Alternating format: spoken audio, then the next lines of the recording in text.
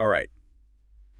Welcome in, everyone, Yeah. to our deep dive into this really, really cool stuff. Yeah, We're talking about the gut microbiome. a gut microbiome. We got a bunch of stuff from our listener this time. Yeah, lots of interesting articles and research. Lots of research on the gut microbiome and how these, like, I don't even know how many, there are trillions. Trillions. It's unbelievable, really. Bacteria, Yeah. fungi, all sorts of microorganisms. Yeah. So, like, we got all this information, and I'm excited to, like, dig into it. Yeah, and they're all living in your gut, all these Hmm. microorganisms. And the gut, like, what are they doing in there? Well, that's what we're going to get into, right? They're not just hanging out. They're actually doing a lot of work. They're busy little guys, I guess. Yeah. Oh, they're essential. I mean, they help you digest your food. That's kind of obvious, but they also regulate your immune system. Really? Yeah, and believe it or not, they can even influence your mood and how clearly you think. No way. Seriously. So, like, if I'm feeling kind of grumpy, Well, it could be your gut microbiome. it could be those little guys.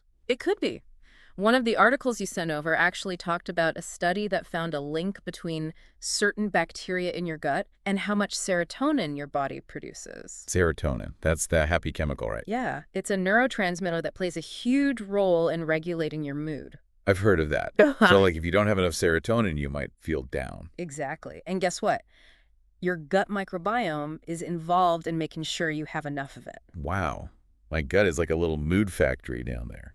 Kind of. But it's not just a one-way street either. This connection between your gut and your brain goes both ways. What do you mean? So if your gut microbiome is out of balance, meaning there are too many bad bacteria and not enough good bacteria, it can actually create problems that you feel in your everyday life. Oh, okay. So, like, what kinds of problems? Well, you might feel tired all the time or have trouble focusing or just feel kind of foggy. Brain fog. I get that sometimes. Yep, and that's a classic sign of an imbalance. I actually read one of the studies you sent, and it said people with imbalanced microbiomes had a higher chance of feeling tired and brain fogged. Exactly. It also talked about how even simple things like remembering stuff can get harder when your gut's not happy. That's crazy. It's all connected. It really is. And that's just the mental side of things. It can also manifest physically. Oh, right. Like all the digestive stuff, right? Exactly. Bloating, constipation, diarrhea, you name it. Yeah, those are no fun at all. Nope, not at all. Plus, your immune system takes a hit, too. So I could get sick more often. Possibly. Yeah. But it goes beyond that, too. Some research even shows a connection between gut health and skin problems. Like acne and eczema. Yep. Even mental health challenges like anxiety and depression might be linked to gut health. Wow. It sounds like taking care of my gut is like the ultimate self-care routine. You could say that. It impacts pretty much every aspect of your health and well-being. So, okay, I'm convinced. Yeah. What can I do to make sure I've got a happy, healthy microbiome down there? Well, first and foremost, we got to talk about your diet.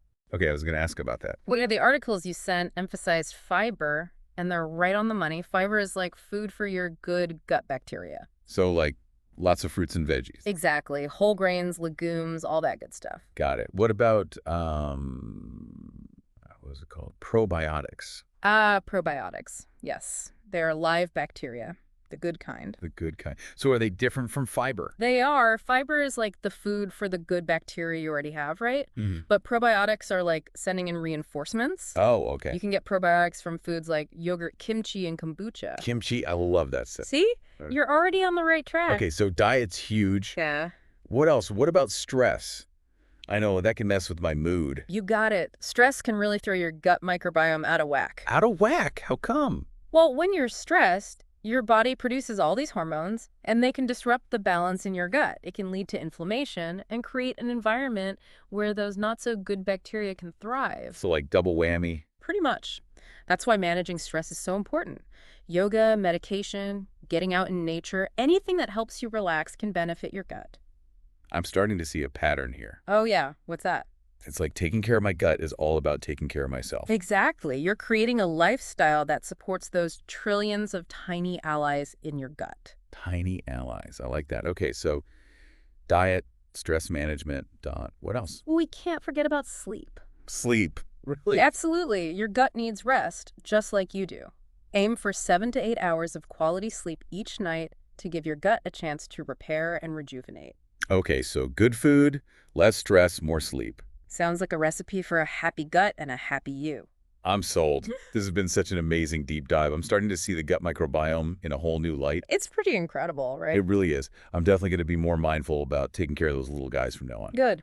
Remember, it's not just about avoiding problems. It's about creating a solid foundation for a healthier, happier, and more resilient you. I love that. So for our listeners out there, what's one small change you can make today to support your gut health? It could be adding an extra veggie to your dinner, taking a few minutes to de-stress, or even just aiming for an extra hour of sleep tonight. Exactly. Little changes add up. They really do. Well, that's all the time we have for today's deep dive. Thanks for joining us, and we'll catch you next time for another fascinating exploration.